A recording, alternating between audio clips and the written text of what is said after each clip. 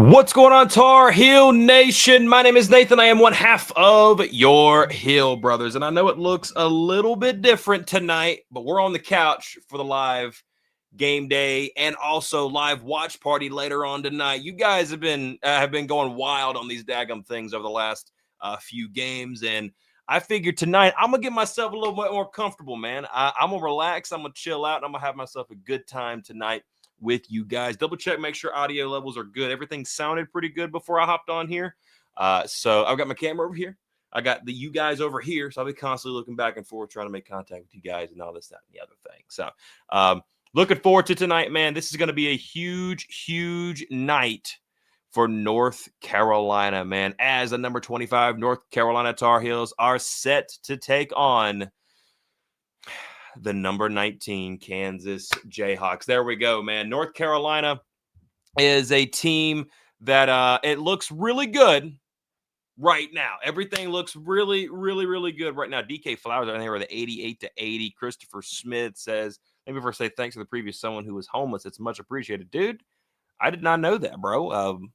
Much love to you, brother. I'm glad that we could bring you a little bit of something throughout the day, man. I'm glad to hear that. Tar Heel Ron is in the chat with us tonight. Alan says, let's go. He is currently in a UPS truck driving back and he possibly is going to be on the watch party at some point in time tonight. Tori will not be with me tonight. I'll be by myself. He's got a family function going on. So, family comes first, and then Tar Heels come later. Glad I found your YouTube, says DK Flowers. Dude, I'm glad you found our YouTube too, man. I'm glad to have you with us, brother.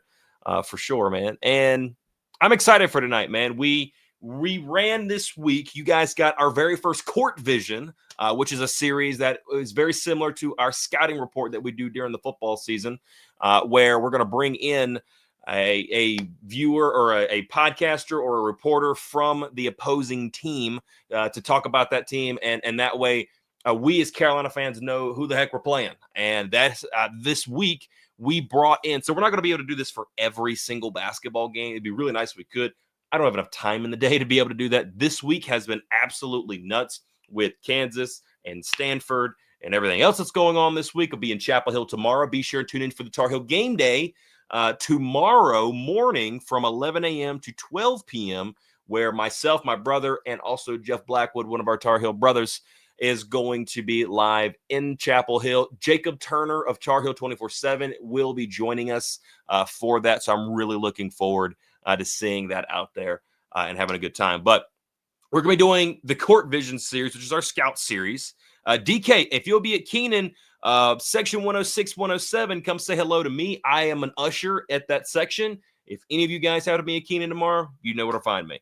And then Alan will actually be just like a section over. Alan and Jeff will be just like a section over, but they'll be in the stands. But sure enough, North Carolina, I'm seeing your comment now, Clint. Clint, are you going to attend 0 games this season to stream all the games instead? Clint, that's typically about how this happens basketball-wise. That is for sure. No, man, we love Jacob Turner. Jacob Turner is my dude. I'm 121 besides students. Hey, we're not far away, brother. Not far away at all. Be sure and come over and say what's up, dude. We'd love to see you. Also, real quick, we announced something today on our YouTube page, also on our Facebook, Twitter, Instagram, the whole ordeal. We've announced this today, but next Saturday, you guys have heard me talk about K-Bar Soap. You can see it right up there in the top right corner. Lee Benjamin, nice to see you, brother. What's up, bro? Can't wait. Gonna miss Tori tonight. Go Heels. I am too, brother. You guys can see K-Bar Soap up here in the corner. So something cool about K-Bar Soap, man. Alan has known the owner, Chris, for almost 10 years now. Chris is a former Marine, and he creates great bars of soap, handmade, all natural, no BS, no nonsense, no chemical. You hear me say this stuff all the time. Bars of soap, and they actually are really, really good. I cannot stress that enough. But where he makes a ton of money from is an event that happens in Charlotte every single year in this month, in the month of November, called the Southern Christmas Show. And as a matter of fact, he's setting up out there. So he's going to be one of the very first vendors as soon as you walk into the building. If you guys have ever been there before, you know it's a massive place. It spans 3 buildings, I believe. And there's like, I don't know, somewhere close to 200-300 vendors that's going to be there that day or throughout this entire month, where they're just selling Christmas stuff and getting everybody in the holiday spirit, really. But a lot of vendors, men, if you got wives, you take the wives and you'll be happy. I promise you'll get some brownie points after that, for sure. But sure enough, North Carolina, I keep saying North Carolina. I'm ready to get into the preview. We at the Hill Brothers are actually going to be at the K-Bar Soap Shop vendor live next Saturday from 1 to 2 p.m. I want you guys, if any of you happen to be in the area and you were going to the Christmas show, come next weekend, November the 5th, 1 to 2 p.m. at the K-Bar Soap vendor shop. You won't be able to miss it. If you look at the left-hand side, that's what it looks like, and you guys will see us there, I promise, and you will be able to spot that from a mile away. I promise you that much. That, and he's not very deep into the place. As soon as you walk in, you come around the right-hand corner, go by the Christmas trees, and he's like to your right in an area like over there. That's where he will be, and that's where we will be from 1 to 2 p.m. if you show up. Right there's the address. It's the Park and Expo Conference Center, 800 Briar Creek Road, Charlotte, North Carolina, 28205.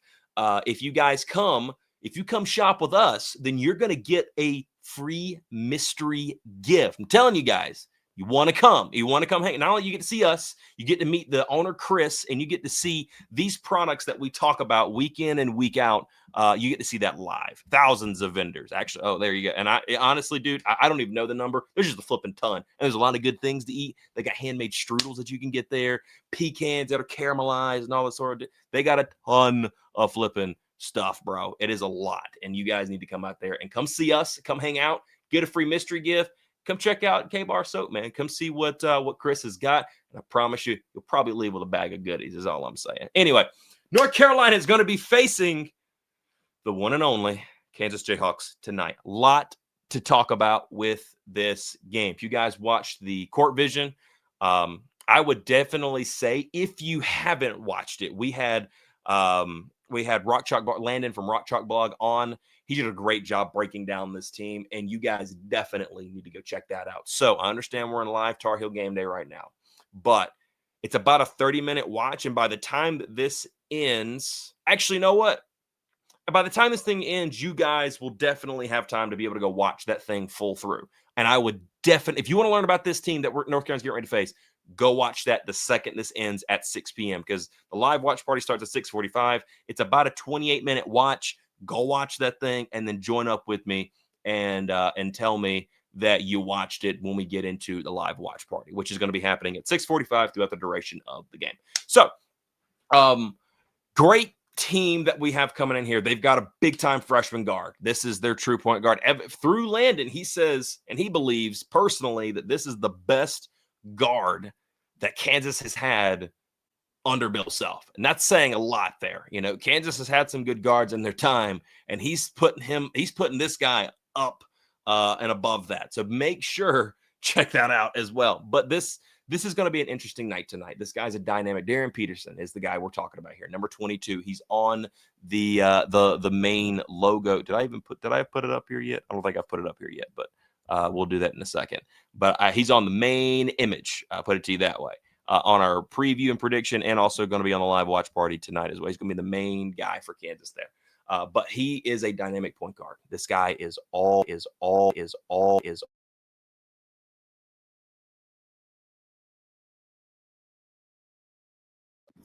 I don't know why I got muted, but I got muted. There we go. Sit. No. My computer's being dumb, and my mixer somehow got unplugged. I'm going to remedy the situation, but I can still talk to you guys. So this guy is absolutely flipping insane.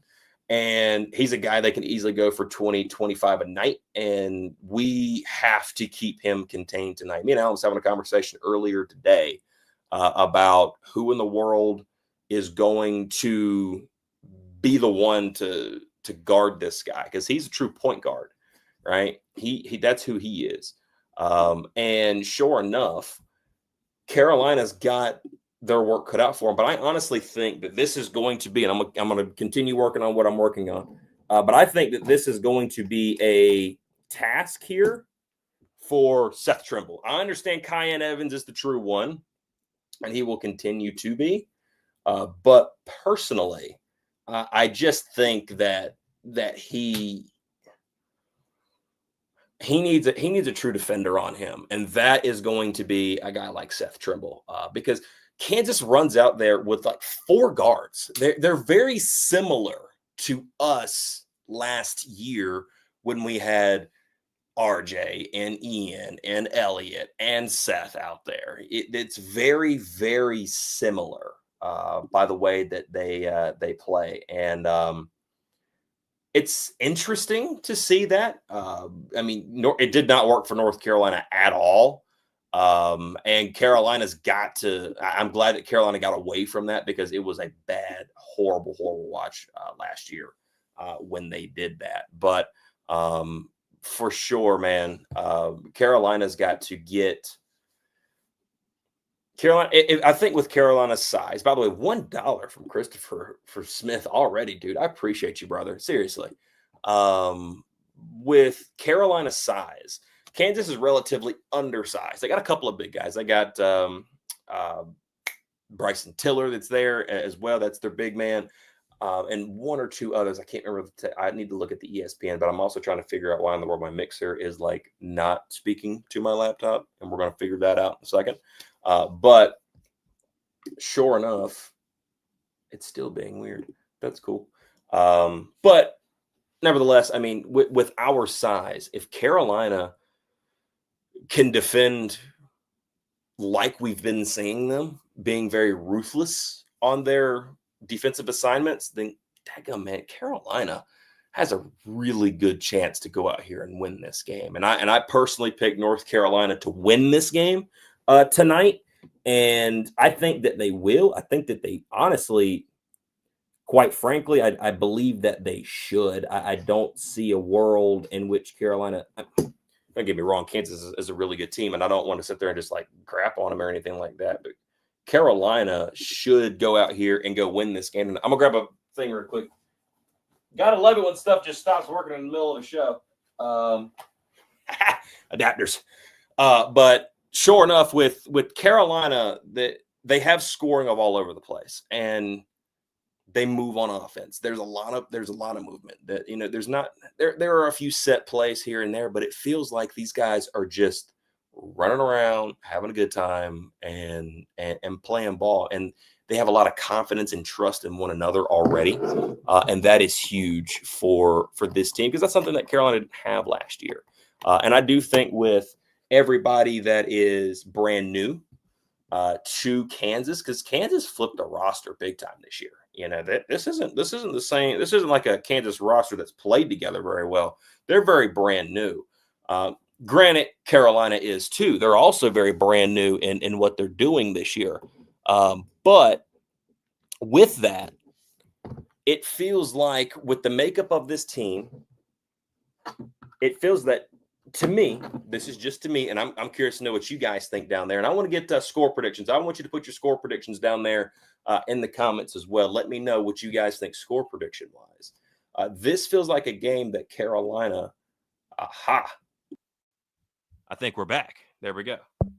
Yes, there we go. Finally, something was being stupid there. I got it back though. There we go. Now I can fully focus on you guys. But it does feel like Carolina in this game should be favored. And if you actually take a look here, and I'll go ahead and switch it over here for you guys now. If you guys look, Carolina doesn't win the ESPN matchup predictor winning percentage, but they do win the over-under currently right now. 68-54 Carolina, a really low scoring game. I like it. Now, both teams are very defensively sound. That's one of the questions that I asked Landon of Rock Chalk Blog, where I asked him, I said, hey, man, what is the thought on, especially with all the guards that Carolina or that Kansas is running out there? Is there maybe some type of, because I mean, the last couple of years under Bill Self, it really hadn't gone all that well. They've been pretty early exits, to say the least. And is this kind of a reinventing of the wheel for him? Is this kind of a new era of Bill Self? What are we looking at here? And he very much assured me that, hey, we're still playing very much Kansas defensive basketball, which has been played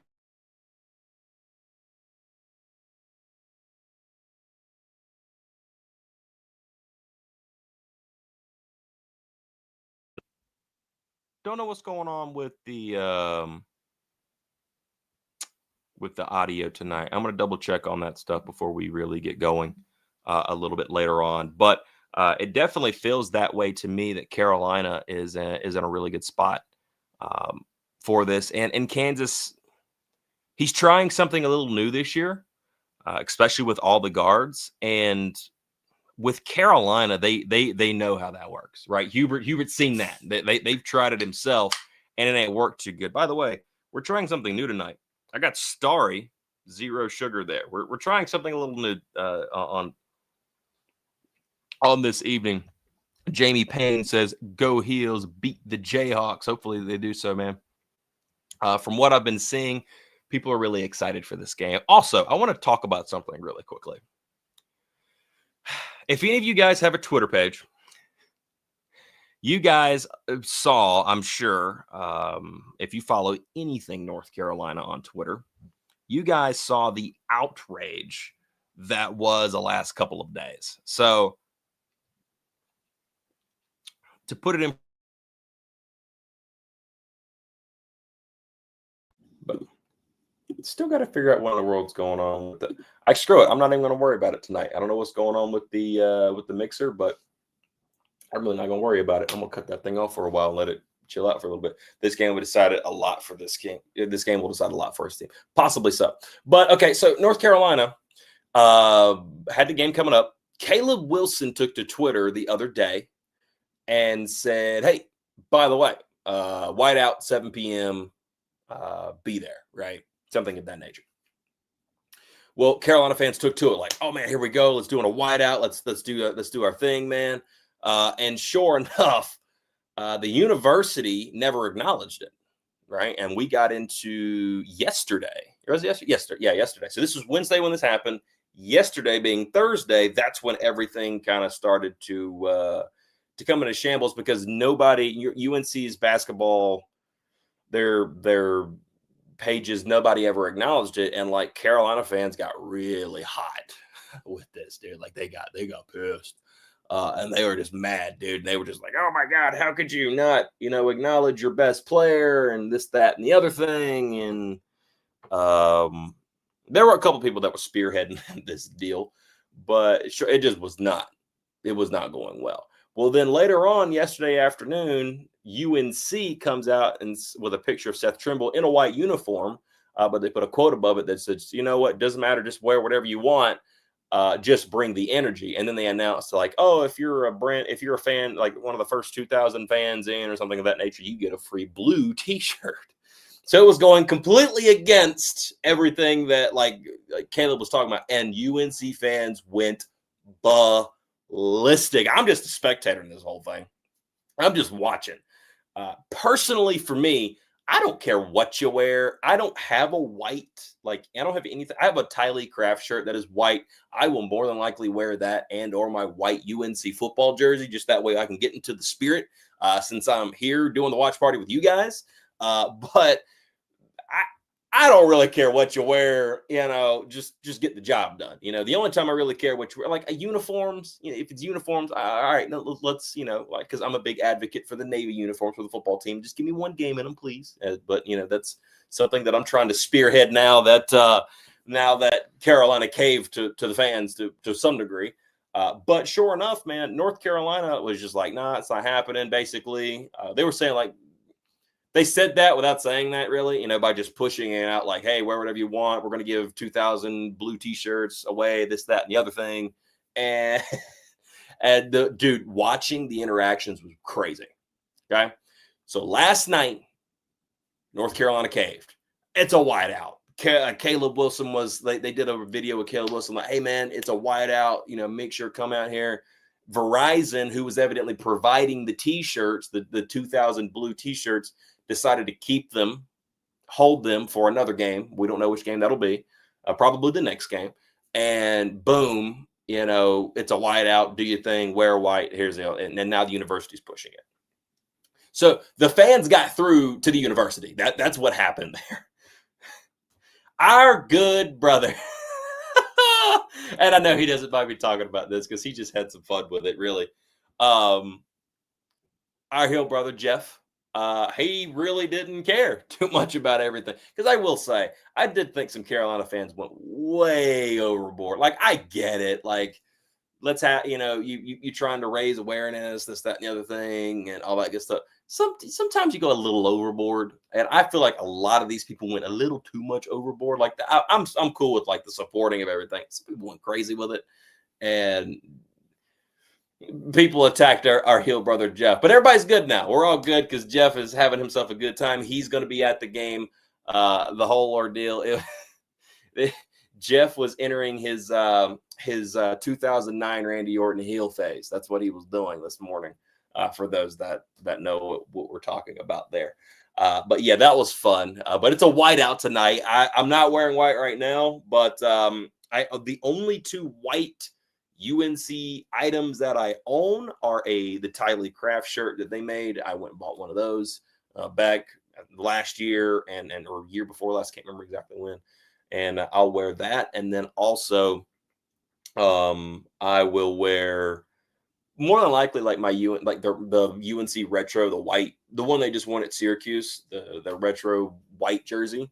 I'll probably wear that one as well. So we're doing a whiteout here at the Hill Brothers tonight, and looking forward to it. Jamie Payne says, "Enjoy all your videos. Keep up the good work, brother." Thank you, Jamie. I appreciate you. I appreciate you sitting down and watching our vids, man. I really do. We got a lot coming for you guys in the very, very near future this week. Next week, we got more basketball games this week. I got to see who's all on the schedule for North Carolina this week, because I actually don't know. I mean, we got the football. We got the Stanford game tomorrow, which we will be there for that game. But we also have – I got to look up. ESPN's app is really good. ESPN has not been on a good roll right now, all right, we got Radford on Tuesday and then NC Central on Friday. Okay. So we got back-to-back gamers, and then we've got they got Navy on the 18th. What day is that? What day is the 18th? Is that like Wednesday or is that Tuesday again? I can't remember exactly when all that is. So there we go. Boom. We got a lot of stuff coming for you guys this week. Again, trying to figure out what the heck is going on with the audio with this thing. Because my daggum, if I have to, I've got a USB microphone. I can turn it. We're gonna double check it again because it's back. We're back on the audio train. We'll figure out if it actually stays, because it's been very mean the entire time. Great test, honestly, for North Carolina this year, tonight against Kansas, man. A really, really, really good test for them, man. I like these kinds of tests. I wish this is something that our football program would do more of, where you are playing a good team to start off the year. And, Carolina football-wise, they've been trying to do that a little bit more. Minnesota, good team. TCU this year, good team. South Carolina the year before, we thought was going to be a good team. Unfortunately, was not. But these ranked games early, I like that. I personally like that, because you go through the fire together. Now, North Carolina last year had one heck of a time last season when they faced off against multiple ranked teams throughout the start of the year, and it didn't go well for North Carolina last year. This game was played last year up there at Allen Fieldhouse. Carolina was down big at half, which was something that we ended up seeing consistently throughout the game, or throughout the year. And but some of they just didn't have enough that night. They came all the way back and had a chance there at the end, and I think Elliott could have had a last shot. And I didn't hate the last shot that Elliott took. Unfortunately, just didn't go. But seeing what this team right now, that this year can do, they can really gain some confidence early, man. And they are already seemingly, I mean, you guys have seen us during the watch parties. If you've been watching, like, we've been really excited to see how just free this team seems to play together. And Luke is now back. Getting him into the lineup, getting him going is going to be pivotal tonight. Alan posed a really good question to me earlier this afternoon. He did because I think it was this morning maybe. He posed the question of like who gets the start tonight. Is it Jaren or is it Luka? Because Jaren shows the ability to be able to guard. He can guard. With them playing many guards, we've seen Jaren very, very well against our guards who were really good, like RJ and things, where he can legitimately guard them straight up, like no problem. I can guard you on the perimeter, deep in the post, wherever you want to go. I'm right there with you, baby, and I can guard you. That's something that Jaren shows. But Luka's the guy you look to be the man, and he's a true 6'6". And he's relentless on defense himself, at least what he showed in that first game. And I really like the way that he moved around the entire court the entire night. I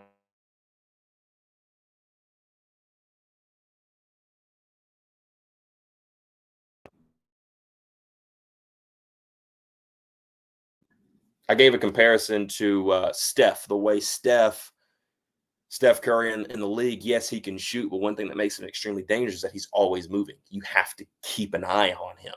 And that is a huge, huge thing for Carolina. And if they can move the ball and they can defend at a high level, and then you get Luka running around all over the place, we might have us a little something come tonight against Kansas. I'm really looking forward to that. I played football. I've been trying to watch our football games, but some of them are hard to watch.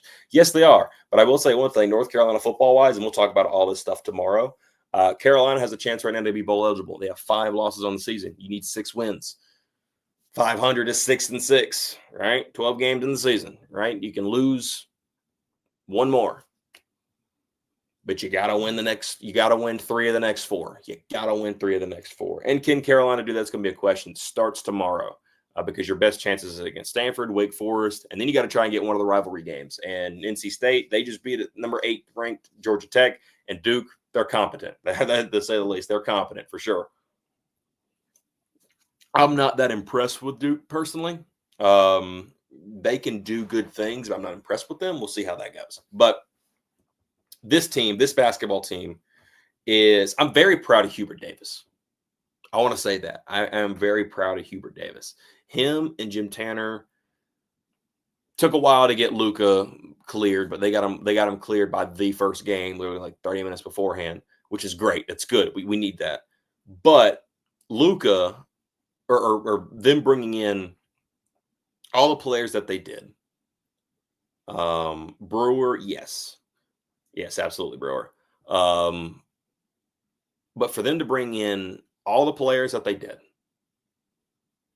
dumping basically just about the entire roster from last year, outside of a couple of guys. Obviously, we had some people that graduated as well. But having those guys leave, reconstructing the whole roster, and maybe hitting on just about everybody, we'll see. Everybody has contributed to a certain degree so far.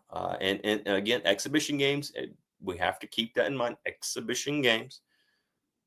And then Central Arkansas. But for him to be able to do that, credit to him. That's credit to him, because you got to win at North Carolina. We talked about the hot seat coming into the season. The hot seat is real. It's a real thing. He's on it. He has to win here. It can't be another year of, are we a bubble team? Are we in? Are we out? Tonight can be a big change in narrative for that, and it could just propel the already positive publicity that we've had, and move it completely forward. So that is one thing that I'm extremely excited about for tonight. And I'm just really looking forward to seeing how this team responds again, and being the hype, the lights, the camera, the nation really watching. It's Friday night. You got number 19 and number 25 playing against each other. Everybody going to be watching you. Everybody's going to keep an eye on this game. How does Carolina handle that situation? And another thing is, can they get the Kansas monkey off their back? Kansas and North Carolina all time are tied at 6 wins apiece. But here's the deal. Kansas has won the last 5. They've been on a 5-game winning streak. This is the 13th matchup between North Carolina and Kansas. So can North Carolina finally break that Kansas monkey and get them off their back? They haven't been able to do that in 5 straight games. Time for that to change. It's got to change tonight, right? Wouldn't be the first time having an undefeated season with this rank. Well, I'm not ready to say anything about that yet, but North Carolina's. We'll see, because Duke looked vulnerable in their first game against Texas. Now, I don't expect that to hold. I expect them to be a whole heck of a lot better than what they are or what they showed the other night. And we'll see how the rest of the ACC does. Carolina's got a little while. I think the first ACC game, I'll double check and tell you guys right now. The first ACC game is played Florida State. Wow, is it really that far away? Jesus. December 30th is the first ACC game for this Tar Heel team. It's December 30th. And after that, then it's on, baby. Yeah.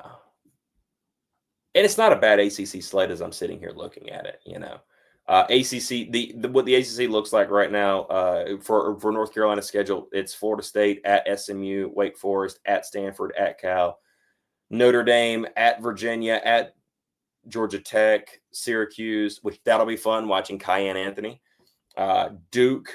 Oh boy, that's bad. You got to go back-to-back Syracuse and then Duke, because I think Syracuse is actually going to be pretty good this year.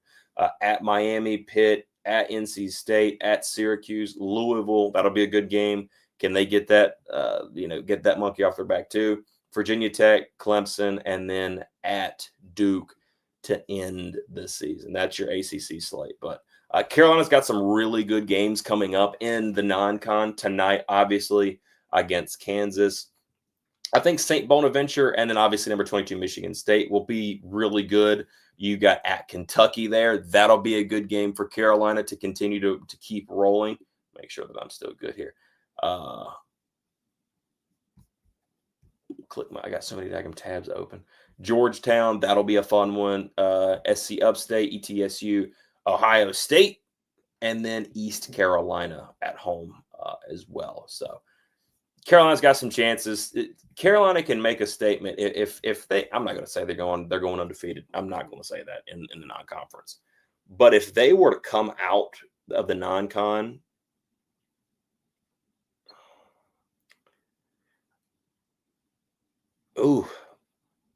if they were to stay undefeated in the non-conference, Carolina would be looking. They probably one of the top teams in the country.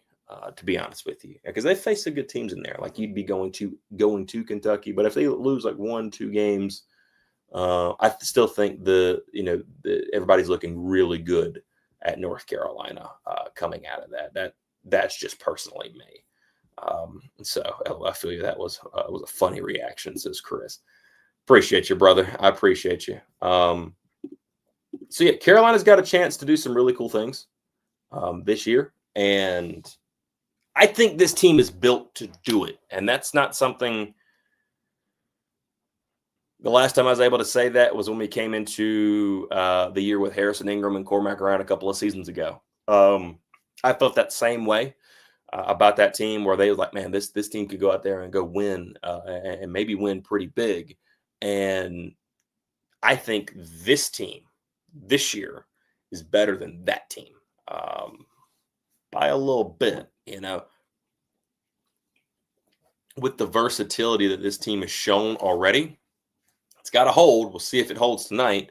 And I'll be very curious to see the lineup changes that come for Carolina tonight. How does Hubert adjust the lineup? How deep into the bench does he go? What is his game plan for tonight when it comes to that? So that I'll be really curious to see. But also, I'm also really excited to see that. Personally, I think it's going to be a really good time and a really good game. You know what? This is what we're going to do. We're all on Tar Heel Game Day right now. I want to do something for you guys currently right now. Here's what we're going to do. I really want you guys to make sure and go check out Rock Chalk Blog. I really want you guys to do it because we had a great time with the scouting report or the Court Vision Scout Series. There you go. It's going to be so hard not doing that this year. So here's what I'm thinking. It's currently 5:35 my time, right? Let's go ahead. I'm going to run the the Court Vision Scout Series with Kansas right now. I'm going to run that. And then we'll end stream, and I'll pick you guys back up at 6:45 for this game to start. How does that sound? Sound good to you guys? All right, let's do it. So let me go ahead and get that prepared for you guys right now, and that's exactly what we're going to do because Landon does a great job of breaking down this game big time. So here we go. I'll pick up with you guys a little bit later on. Thank you all. Go Heels. I hope you guys enjoy Court Vision. Team so far has been, they've hung their hat on the defensive end of the basketball, which has been really interesting. The defensive basketball is definitely Kansas basketball under Bill Self. Very defensive oriented, very high energy. And that is what this team has been. What's going on, Tar Heel Nation? Nathan and Tori here. We are your Hill Brothers, and welcome into the very first episode of Hill Brothers Court Vision. This is very similar, if you guys are fans of the football coverage that we do during football season, where we do a series called the Scouting Report, where we bring in somebody that covers the opposing team, and we want to talk to them and ask them about what can Carolina fans expect when those two teams match up on any given day. And we're bringing that over to basketball. And today, Tori, we've got ourselves an awesome guest here. We've got Landon Fields from Rock Chalk Blog. Dude, I appreciate you for coming on today, man. Oh, yeah. Happy to be here. Thanks for having me. Absolutely, dude. You know, when we looked up Kansas, we knew we wanted to do this for key games this year. Court Vision, where you know we want to bring basketball fans in. It's hard to do it for every single game, considering there's so many games played all throughout the week. But when you have a team like Kansas coming in, this is a top 25 matchup. Number 25 North Carolina, number 19 Kansas. It is something that we got to just have as much fun with as we can, dude. But Landon, I'm going to open it up to you, brother. What can North Carolina fans expect from this Kansas team on Friday night? They can expect Darren Peterson, the number one overall recruit in the country. He has been projected as the number one overall draft pick in the 2026 NBA draft for quite some time at this point. He is sensational. He's in my opinion, he's the best guard Kansas has had in probably going on 7 or 8 years. If maybe your listeners are familiar with Frank Mason, Devontae Graham, two absolutely iconic Bill Self era guards at Kansas. I think Peterson is the best guy since either of those. Since Devontae Graham, he played at Kansas last. He's absolutely sensational. He's grades out as one of the best scorers that Bill Self maybe has ever had, especially on the perimeter. Kansas played Green Bay on Monday night. Green Bay, not exactly a program of North Carolina's level, perhaps. But Peterson did have, I think it was either 21 or 22 that night. He looks sensational. It's a solid roster. The last 2 years have had Hunter Dickinson kind of as the primary player on the Jayhawks. A figure of controversy among Kansas fans, somewhat hated actually at this point, which I think is interesting for a guy that averaged like 18 and like 12 essentially for 2 seasons. I'm not his biggest fan. I'm definitely not his biggest hater either. But Darren Peterson, Flory Badunga is now the starting center in place of Dickinson. He was on the team last year. We all liked him quite a bit. He's starting, also had 23 points against Green Bay the other night. So those two guys, I think they're going to play a lot of pick and roll. And there's a lot of nice pieces, I think, that fit in pretty well around the perimeter as well. So I think Kansas is a pretty well-rounded team this season. I think more well-rounded than they have been either of the last 2 years, definitely more so than last year. You know, looking into this team, there has been some turnover this year. Some guys leaving, Hunter Dixon being one of them. The guard Star as well, AJ Star gone as well. Also, I just wrote his name down. Rylan Griffin as well, who had a field day against North Carolina last year when we played against each other. What was it like for Bill Self to be able to go in there. You lose some key contributors, but it seems like he's flipped that roster pretty well. Yeah, and that's something he has done essentially like all the last really 2 or 3 years now. Is essentially, I mean, that's the era we're living in college sports. Obviously, you guys talk about college football too. That's been a huge thing in college football as well. The transfer portal is everywhere. It's unstoppable. It's here to stay, especially in the NIL era. So that's definitely been a topic we've discussed quite a bit. Is Bill Self flipping the roster? Yeah, it's interesting because you mentioned Griffin, you mentioned AJ Storr, Zeke Mayo was a guy on that team as well. He was a senior and graduated, but he's a guy who's a 1-year piece on that team, came in as a transfer and left as well, and was a contributor on that squad, averaged like 14 or 15 a night. And so that team, as we discussed at length on the Inside the Paint podcast, if any of you guys are interested in checking that out over on the Rock Chalk blog feed, we discussed at length the sort of odd roster fit of last year's team, in particular with Dickinson, a guy who really couldn't shoot at all, and definitely could not shoot from the perimeter. KJ Adams, a guy who absolutely was not scoring outside of like 10 feet. And DeJuan Harris, a guy who more or less, at point guard, a guy who kind of refused to score outside of 10 feet, even though he was not ever an elite three-point shooter, a guy that could take those and just kind of didn't.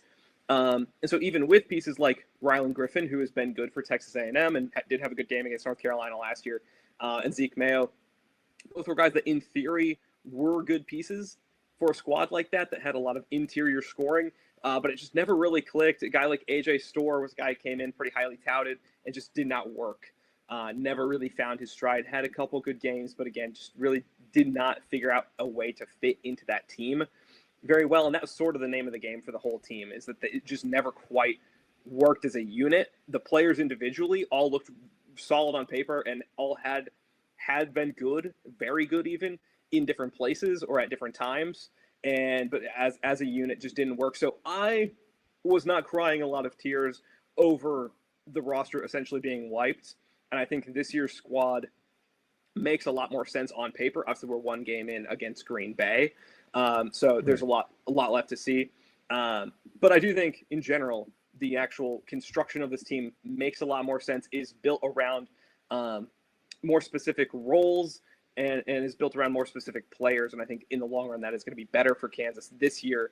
But roster flips are always hard, and you never quite know what you're going to get out of roster flips sort of definitionally. So you never really know. I know North Carolina also brought in several freshmen, several transfers. So I'm sure you guys are going through a very similar process right now.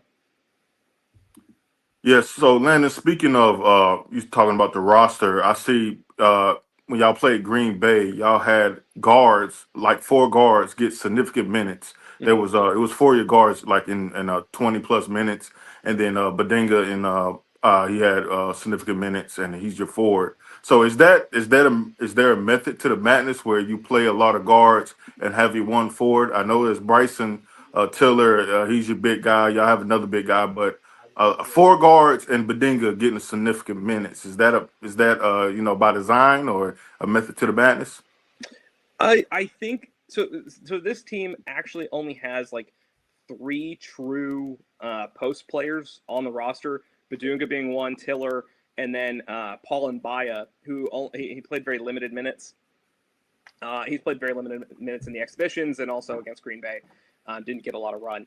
So I do think you are very likely to see a lot of a 4-guard lineup on Friday.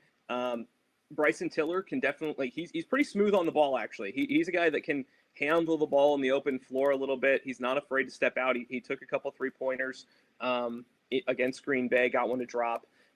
He's a guy that can play a little more on the perimeter, can be more of a true 4, even a little bit of a stretch 4. But I do think primarily because Floyd Badunga, he's an excellent player, I think, but definitely one of the knocks on him is that he does foul quite a bit.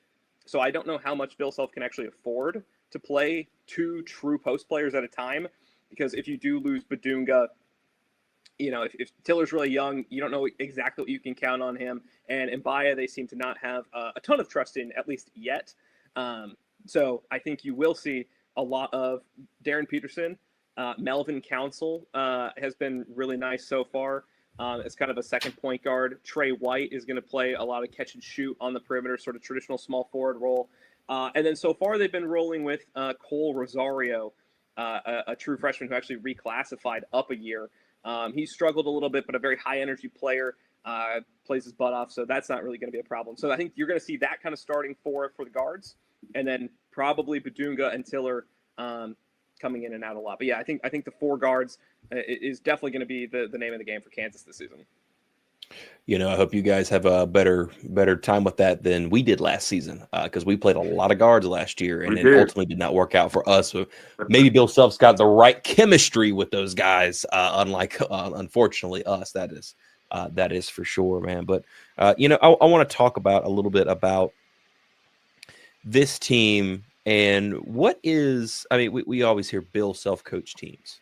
What's the identity of this team? Because it does, Tori hit on it perfectly. There is such a turnover in this roster, and it is very guard centric. What is the mindset of this Kansas team? Is this typical Kansas basketball that we're looking at here, or is this maybe a new rendition and a maybe a reinventing of the wheel a little bit there for Bill Self? That's a great question.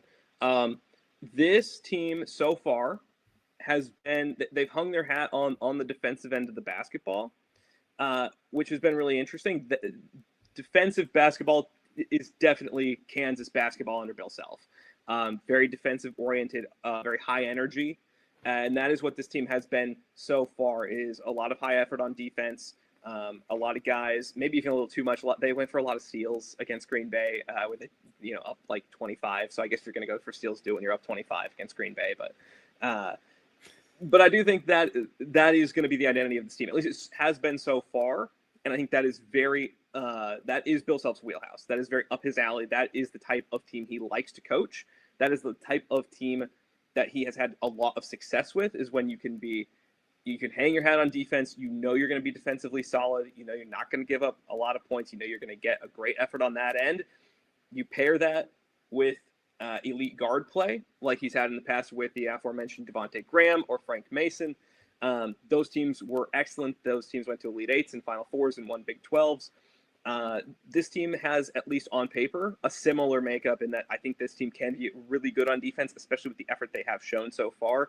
And then you throw in a Darren Peterson, who is hopeful to be one of the elite guards in the country, alongside some of these other guys who I like quite a bit so far in limited time, who I think can give you some points, can give you effort, can get you great defensive minutes as well. So I think is the hopeful identity of the squad, is defense first, and then let your stars be stars, particularly with Peterson and Badunga. And that is the type of team Bill Self has won a lot with. So we're excited about that over here. It's a team that Bill Self has won a lot with, or type of team Bill Self has won a lot with. And so hopefully that's what they go with, because that's not really been the case the last couple seasons. So Landon, you said, that you've only seen your team, for a limited time. Everybody has. But in your opinion, at this point, besides Darren Peterson and Badinga, who do you say is like an X factor? Who do you say could really, have a breakout game at any point, and but it's kind of flying under the radar for Kansas? I think so far their third best player has been Melvin Council Jr. He was a transfer out of St. Bonaventure, if I'm not mistaken. He might have been a multi-school guy as well, if I'm remembering correctly. I think he's directly out of St. Bonaventure. He's been kind of a box score stuffer so far. Had 10 points, 5 rebounds, 4 assists. Is not a guy that's going to shoot the ball a lot, but is a guy that can get to the cup pretty much whenever he feels like it. Is a good free throw shooter. Gets to the free throw line a decent amount so far. He's also a great defensive player. He had a great quote when he transferred. Last year there was a discourse about how, among the fan base at least, that Kansas was sort of lacking in dogs on their squad. Didn't have a lot of dogs on the roster. And Melvin Council said, "If you're not a dog, you're dog food," when he transferred to Kansas, and that was a quote that went around, and it was pretty popular for a while.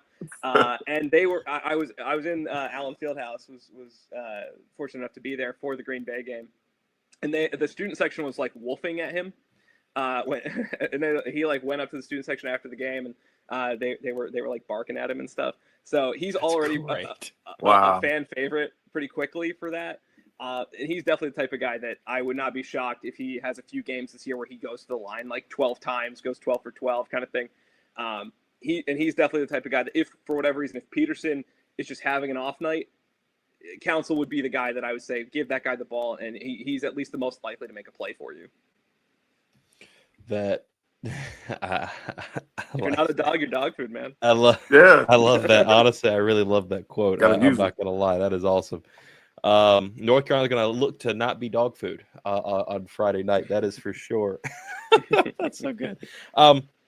For us at least, and I want to ask you this question as well, because for North Carolina, when we've been doing live watch parties for these games, the exhibitions, and last night being our opening game against the Bears. But what is something for you guys that when you've come into the season you weren't expecting, and then about the team, maybe the way they're playing, maybe in the style of which they're playing, maybe something that you're unfamiliar with? Because at Carolina, we're seeing our team playing. I mean, it's a complete 180 from what we saw last year. Is there something that has surprised you guys about your team, maybe watching through exhibitions and even in the Green Bay game? Yeah, that's a good question. Maybe to subvert your question a little bit, I guess, is the thing that's been surprising is that it hasn't been super surprising yet. It's kind of been to script so far, at least expectation-wise. Maybe the only couple surprises are actually slightly on the negative end, which is there's one player in particular, Jaden Dawson, who also came in as a transfer from Loyola Chicago. He was the first transfer they brought in the offseason, and was like a solid player at Loyola and was sort of expected for a long time to maybe be the starting two guard, at least be a starter, be a guy that was going to play quite a bit, and has not played a lot and has not played it all that well so far. So that's kind of been an unfortunate surprise. Otherwise, yeah, I think honestly, which is not normal for Kansas, usually there's something that's very strange fairly early, that like it kind of has been a little bit of what we've expected through a month of the season so far. That's wild. Yeah. So I don't know how much information you know about this, Landon, but KJ Adams been with Kansas for a long time. He was there when we played in the championship, but I know he got injured last year, but he's still a part of Kansas in some capacity. Is KJ Adams eligible to play again, and will he don a Kansas uniform again? Do you know about that? He is out of eligibility. He is I don't know his official title. I believe he's a grad assistant. He is on the coaching staff in the capacity that they have him. I'm not sure exactly. I believe it is a grad assistant. It might be something slightly different. Maybe he's the video coordinator. That rings the bell as I'm talking. But no, he will not play for Kansas. Again, no eligibility. But yeah, he's part of the coaching staff, which is cool. We love KJ as a guy for sure. Cool. And I think Tori here also had a question about that championship game as well. You was bringing it up. Yeah. You mentioned it to me earlier. Fair. I mean, it's pretty rough. I mean, I gotta ask, man. I gotta ask. So in the championship game, at halftime when y'all was down 15, what was going through your mind at that point? What was going through my mind at that point is what teams on FIFA am I going to play as? I was beyond pissed off. I was living with my parents at the time. I went into our basement. I believe it was FIFA that I turned on. I was like, I can't do this. I can't be brought this far again to be let down again. This was the team.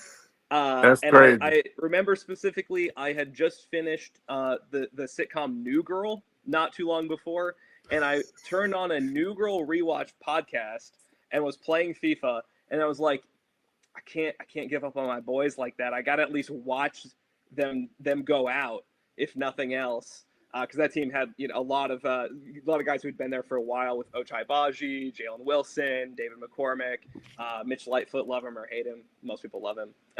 I was like, at least I gotta watch these guys go out. Then so to calm my nerves and to stay in the moment, I kept the New Girl podcast on for a while watching the second half. But yeah, halftime was one of the most a dire moment of the season for me. I completely checked out for like 10 minutes.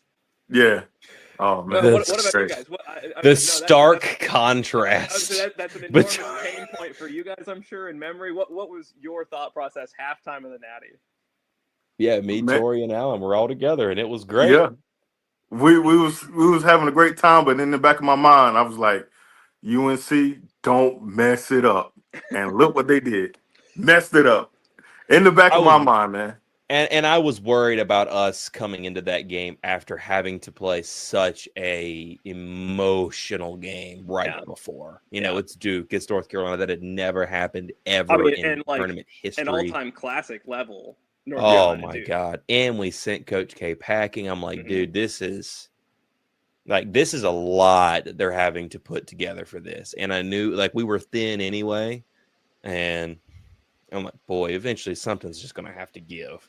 Yeah. Please let it give at for 10 seconds left in the game. Just let it give then. Right. Maybe we can make it through. We can just make it, and it didn't happen.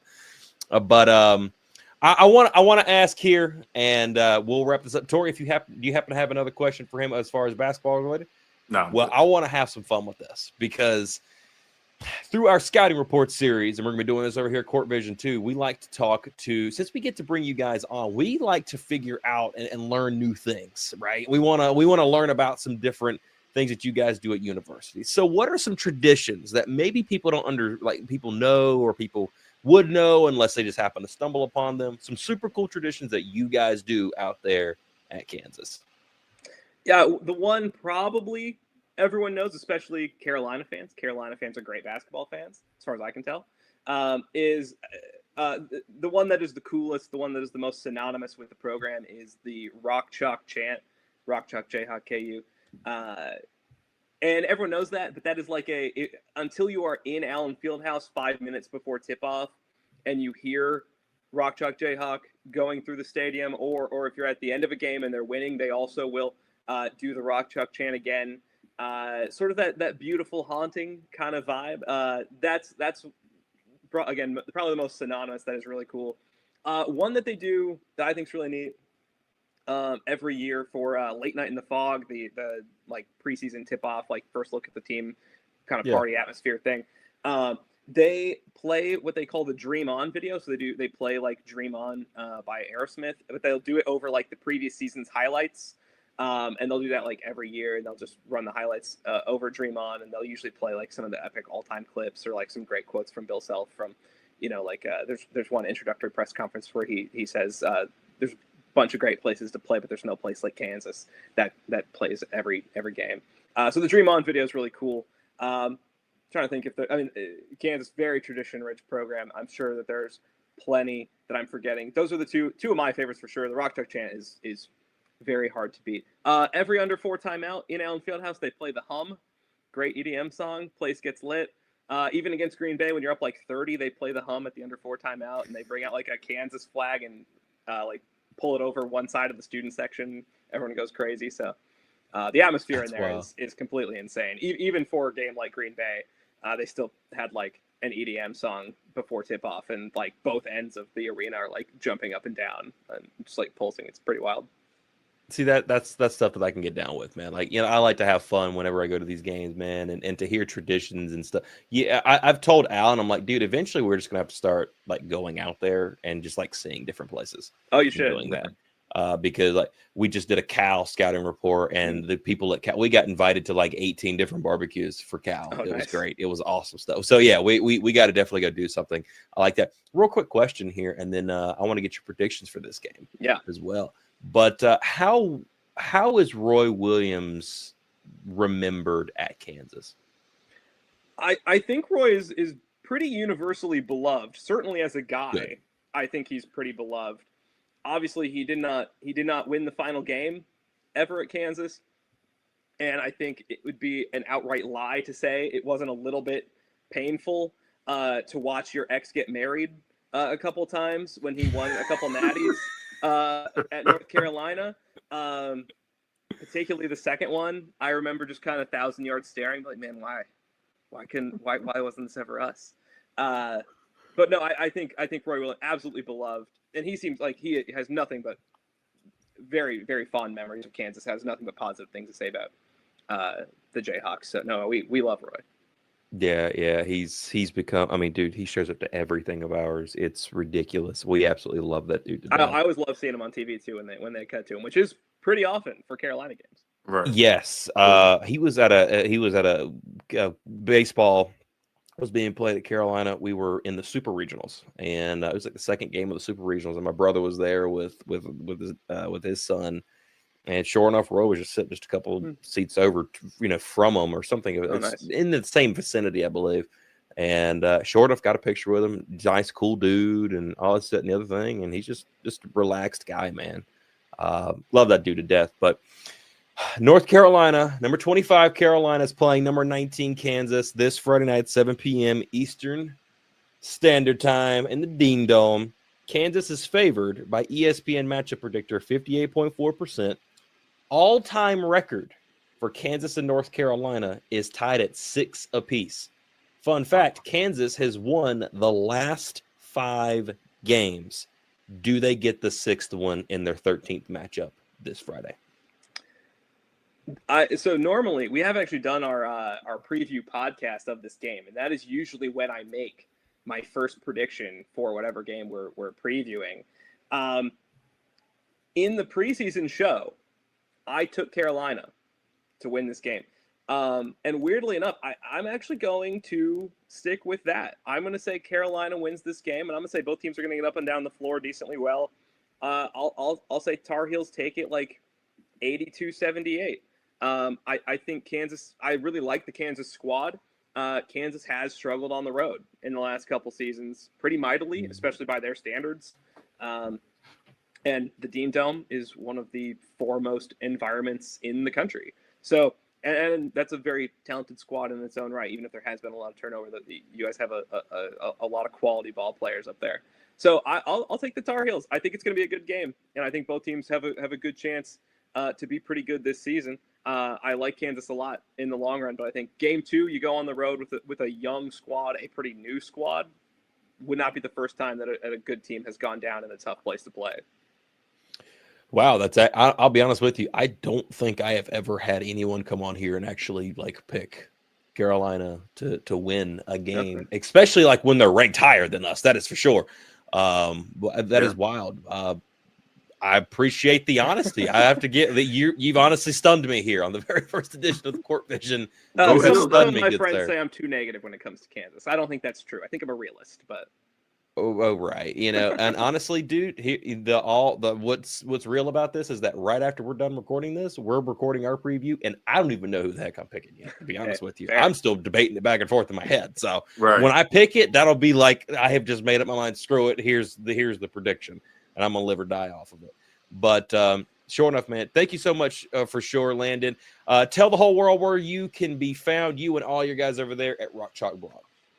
Yeah, I am not on social media by extreme choice. So you can find me on the Inside the Paint podcast on Rock Chalk Blog. You can follow Rock Chalk Blog on Twitter. Ryan, the main host of the Inside the Paint podcast, I believe is still at Ryan_Landreth personally. And then you can find most of his opinions, cool, hot, or scalding on the Rock Chalk Blog Twitter account. So that's the best place to find it, me for sure.